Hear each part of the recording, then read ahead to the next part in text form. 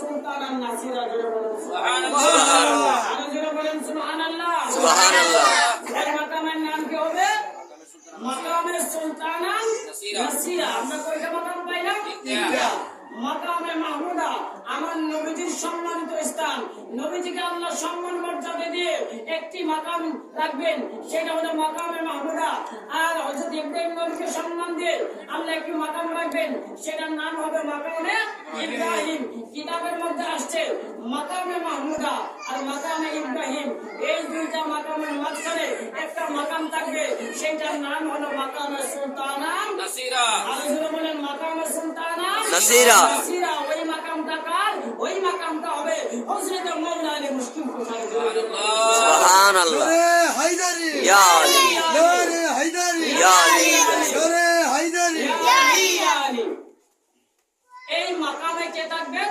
হযরত মাওলানা আলী মুশকিল কোশা কিতাবের মধ্যে বলা হয়েছে হাসরের ময়দানে আমার নবীর হাতে একটি পতাকা দেওয়া হবে কি দেওয়া হবে পতাকা কি দেওয়া হবে একটি পতাকা দেওয়া হবে যে পতাকাটার নাম হলো লিওয়াউল হামদ পতাকাটার নাম কি লিওয়াউল হামদ এটা আমার নবীজির একটা বিশেষত্ব আমার নবীজির একটি বিশেষত্ব হাসরের ময়দানে এই পতাকার বিস্তারিত বর্ণনা আছে সময় নেই বলা এই পতাকা যে হাতলটা থাকবে এটা হীরা জওহরতে থাকবে ওই পতাকার যে কাপড়টা থাকবে সেটা সবুজ রঙের মরমর পাথর দিয়ে বানানো থাকবে অসংখ্য বর্ণনা আছে ওই পতাকার মধ্যে ওই পতাকার মধ্যে প্রথমে লেখা থাকবে বিসমিল্লাহির রহমানির রহিম সকলে বলুন বিসমিল্লাহির রহমানির রহিম এরপরে লেখা থাকবে লা ইলাহা ইল্লাল্লাহু মুহাম্মাদুর রাসূলুল্লাহ এরপরে লেখা থাকবে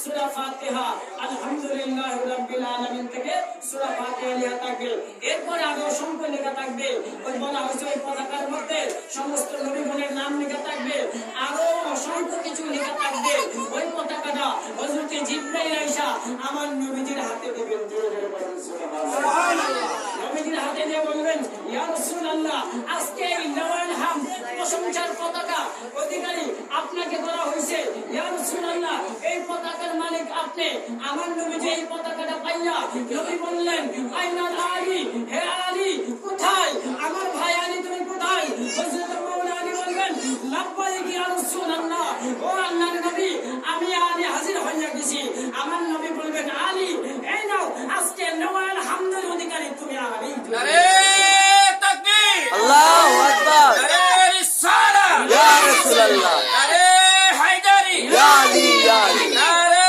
হায়দারি ইয়া আলী ইয়া আলী পাক পাঞ্জাত জিন্দাবাদ জিন্দাবাদ তাকবীর আল্লাহু আকবার আর আমার নবী কি করবেন আল্লাহ জিবরাইলের মাধ্যমে পতাকাটা কার হাতে দিবেন নবীর হাতে আর নবীজি ওই পতাকাটা দিবেন কার হাতে মাওলানা আলীর হাতে মাওলানা আলীর হাতে এই পতাকাটা হলো লিওয়াউল হামদ সমস্ত সাহাবায়ে কেরাম অবাক হয়ে তাকাইয়া থাকবে হাদিস শরীফের মধ্যে বলা হয়েছে হাশরের ময়দানে কাল কিয়ামতের দিন আল্লাহর আরশের নিচে কোনো ছায়া থাকবে না কোনো ছায়া থাকবে না একমাত্র লিওয়াউল হামদ ব্যতীত জোরে জোরে বলুন সুবহানাল্লাহ আরো জোরে বলুন সুবহানাল্লাহ সুবহানাল্লাহ এখানে আরেকটা বিষয় আপনাদেরকে ভেঙে বলছি অনেকে আমরা বলি হাশরের ময়দানে আল্লাহর আরশের ছায়া থাকবে বলি না আমাদের আলেম ওলামাগণ আলোচনা করে যে হাশরের ময়দানে কিসের ছায়া থাকবে আল্লাহর আরশের ছায়া এই ব্যাপারে একটা হাদিস আছে ঠিক আছে কিন্তু এখন প্রশ্ন হলো একটা কিছুর ছায়া পড়ার জন্য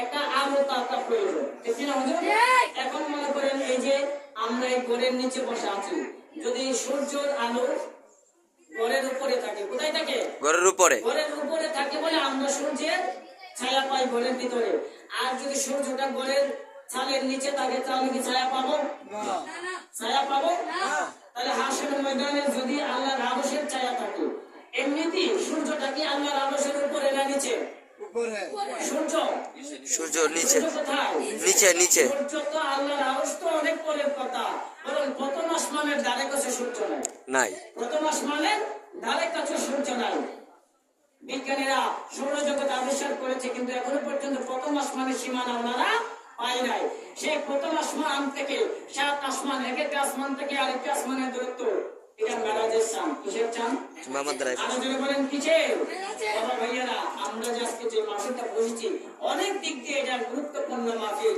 এখনো মৌলানা মুস্তাফার আগমন আবির্ভাব, আরেক হলো এই মাসের 6 তারিখে হযরতে খাজা গরিবে নওয়াজ আজমিরি সামজিরি ওনার ওফাত দিবসের বলেন সুবহানাল্লাহ। সুবহানাল্লাহ। আরেক হলো এই মাসের 27 তারিখে আমার আল্লাহ এবং আল্লাহ রাসূল দয়াল নবীজির প্রেম প্রণয় কেমনিলা বলেন সুবহানাল্লাহ। সুবহানাল্লাহ। যেটা আমরা মেরাজ জানি, মেরাজ সত্য না মিথ্যা? তো মেরাজ স্বপ্ন যুগে হয়েছে না বাস্তবে হয়েছে? আরো জোরে বলেন, স্বপ্নে না বাস্তব? মেরাজ শরীফ বাস্তবে হয়েছে। অনেকে বলে স্বপ্নে, কিন্তু এটাও ঠিক আছে, হাদিস শরীফে আছে মেরাজ স্বপ্নের কথা। কিন্তু মেরাজ যে স্বপ্নে হয়েছে, আমার নবীর মেরাজ হয়েছে 9 বার। কয়বার? 9 বার। কারো কোনো কোনো বর্ণনা 7 বার। এর মধ্যে বাকি যে মেরাজ গুলো হয়েছিল 27 রজব ব্যতীত, 27 রজবের আগে যে মেরাজ গুলো হয়েছে সেইগুলো ছিল স্বপ্নে। সেইগুলো কিসের? স্বপ্নের। আর 27 রজবে যে মেরাজটা হয়েছে সেটা স্বপ্ন থেকে না, সেটা মাসের কাছাকাছি সময়ে আমার আল্লাহর নবী যখন মেরাজ করে আসে, সাহাবায়ে কেরাম জিজ্ঞাসা করেন, ইয়া রাসূলুল্লাহ, ইয়া নবী আল্লাহ, আপনি তো আল্লাহকে কাছ থেকে দেখেছেন, আপনি এবং আল্লাহ আপনারা কতটুকু কাছাকাছি ছিলেন? আমার নবী বলেন, সাহাবায়ে কেরাম, যেহেতু ওটা আল্লাহর মাকাম, এর উপরে আর কোনো জায়গা নাই, উপর নাই, এর উপরে কোনো জায়গা নাই। যদি এটার উপর বলতে কিছু থাকতো তাহলে আমি এবং আল্লাহর মাঝখান দিয়া যদি উপর থেকে একটা সরিষার দানা, কিসের দানা? সরিষার দানা। আপনারা বলেন কিসের দানা? সরিষার দানা। মানে খন্তানি রচন করলেন, যদি একটা সরিষার ফোঁটা ফেলে দেওয়া হইতো, সেই সরিষার দানাটা নিচে পড়তো না, আমি এবং আল্লাহর মাঝখানে আটক হয়ে যাইতো। সুবহানাল্লাহ। আর জোরে বলেন না সুবহানাল্লাহ। সুবহানাল্লাহ। আল্লাহু আকবার। আল্লাহু আকবার। বলুন ইয়া রাসূলুল্লাহ, বলুন ইয়া পাক পাঞ্জাব। তাহলে এই মেরাজটা